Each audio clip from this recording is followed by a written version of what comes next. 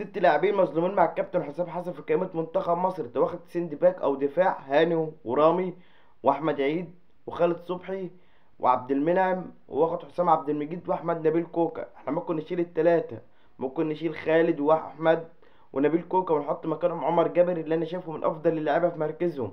محمود مرعي مدافع بيراميدز اللي انا شايفه من افضل سند باك الموجودين حاليا في الدوري.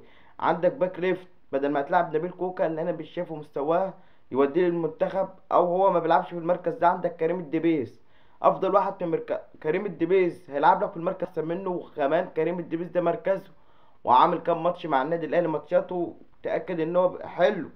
وعندك برضو في خط الوسط بقى الكارثيه ان امام عاشور ما اتضافش. امام عاشور افضل لاعب حاليا في الدوري المصري ما اتضافش، وفي مصر هداف الدوري المصري بتسع تجوان وهداف دوري الابطال باربع اهداف ما اتضافش.